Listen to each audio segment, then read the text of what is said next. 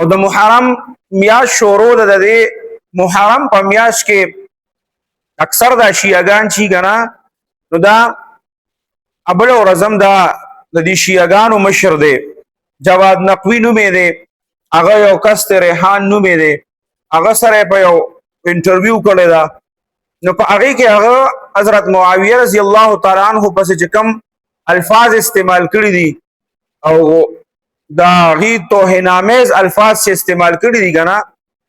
نو دا اوس دې ته دا حکومت ته نخ کاری چې دا زمونږ د آئین حصہ ده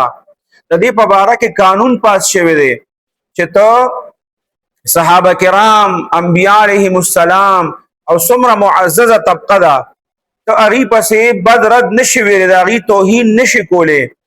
باقاعده پتا باندې به کیس جوړیږي او ستا خلاف به اف آی آر درج کیږي او دا اوس هغه بل ورځ چې کوم دی باقاعده په دې نن هم دا 10 محرم دی نو پرون او نن دې کې به داسې څیزونه مخې ته راشي چې په دې کې د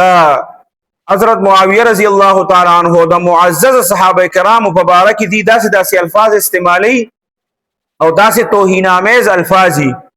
چې بیا هغه دی ولا بیا پرتګونه جوړي او حکومت ته لاړ شي نو هغه په پردې اچي یاره دا خو داسې نه دی ویلي او دا کار خو داسې شوی دی دا اوس دا جواد نقوی دی او دا ریحان طارق دی که څه دی هغه ته باقاعده هغې کې دا ویلي دي خو سزا به څوک ورکوي د هغې دپاره خو سزا نشته صحابه کرام رضوان الله علیهم اجمعین بد رد وویلي شو هغې توهین وکړی شو خو د دغه خلکو دپاره سزا نشته